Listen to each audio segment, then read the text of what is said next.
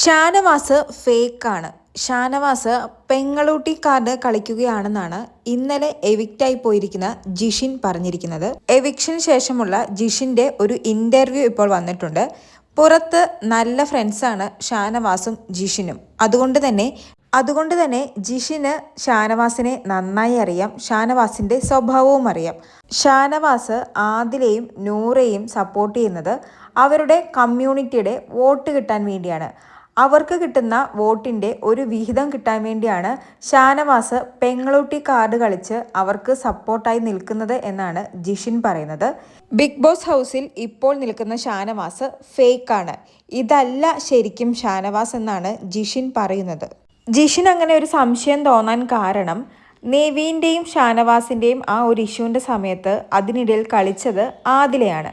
എന്നാൽ ഒരു ഘട്ടത്തിൽ ഇത് ഷാനവാസിന് എതിരെ വന്നു. അവൻ ഒരുപാട് സ്ട്രഗിൾ ചെയ്തു. ആദില നെവീനെ സപ്പോർട്ട് ചെയ്ത് നെവീൻ്റെ സൈഡായി. ആ സമയത്ത് ഷാനവാസ് ഇത് ലാലേട്ടൻ്റെ എപ്പിസോഡിൽ പൊളിക്കാനിരിക്കുകയായിരുന്നു. അതായത് ആദിലയുടെ ആ ഒരു ഇരട്ടത്താപ്പ് പൊളിക്കാനിരിക്കുകയായിരുന്നു. ആ സമയത്താണ് ജയിൽ നോമിനേഷൻ നടന്നതും ബിന്നി ആദിലയെ എക്സ്പോസ് ചെയ്തതും. ബിന്നി പറയുന്നുണ്ടായിരുന്നു ആദിലയാണ് ഇതിന് കാരണക്കാരി എന്നൊക്കെ. ആ സമയത്ത് കിച്ചണിൽ നിന്നും കൈകൊട്ടി അതെ അതെ എന്ന് പറഞ്ഞ ഷാനവാസ് പിറ്റേ ദിവസം ആദിലയും നൂറയും പോയി സോറി പറഞ്ഞപ്പോൾ, അതായത് വെളുപ്പാങ്കാലത്ത് ഒരു 3 മണി വരെ ഇരുന്ന് ഇവർ സോറിയൊക്കെ പറഞ്ഞപ്പോൾ എല്ലാം മറന്നു. അതുകൊണ്ട് തന്നെ ലാലേട്ടൻ്റെ എപ്പിസോഡിൽ ആദിലയെ എക്സ്പോസ് ചെയ്യാൻ സാധിച്ചില്ല. ഈ സമയം ഞാൻ അവനോട് ചോദിച്ചിരുന്നു, അവർ പിന്നിൽ നിന്ന് കുത്തി എന്ന് മനസ്സിലായിട്ടും നീ എന്തിനാണ് അവരെ സപ്പോർട്ട് ചെയ്തതെന്ന്. ആ സമയത്ത് ഷാനവാസ് എന്നോട് പറഞ്ഞത് അവർ പിള്ളേരാണ്, അവരോട് എനിക്ക് അങ്ങനെ പറയാൻ പറ്റില്ല എന്നാണ്. ആ നിമിഷമാണ് എനിക്ക് മനസ്സിലായത് അവൻ ഫേക്കാണ്, അവൻ പെങ്ങളൂട്ടി കാർഡ് കളിക്കുകയാണെന്ന്.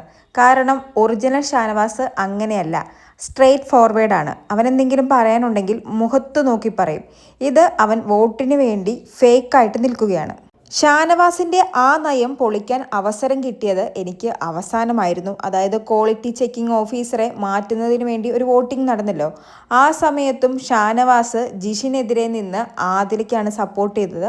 അതിൽ പിടിക്കാൻ ഞാൻ ഇരിക്കുന്ന സമയത്താണ് എവിക്റ്റായി പോയത് എന്നാണ് ജിഷിൻ പറയുന്നത്. അതായത് ജിഷിന് ഷാനവാസിൻ്റെ ആ ഒരു ഇരട്ടത്താപ്പ് അല്ലെങ്കിൽ ആ ഒരു ഡബിൾ സ്റ്റാൻഡ് അല്ലെങ്കിൽ പെങ്ങളൂട്ടി കാർഡ് പൊളിക്കണമെന്നുണ്ടായിരുന്നു, പക്ഷേ സാധിച്ചില്ല എന്നാണ് ജിഷിൻ പറയുന്നത്. എന്തായാലും കൂടുതൽ ലൈവ് അപ്ഡേറ്റുകളുമായി വീണ്ടും വരാം.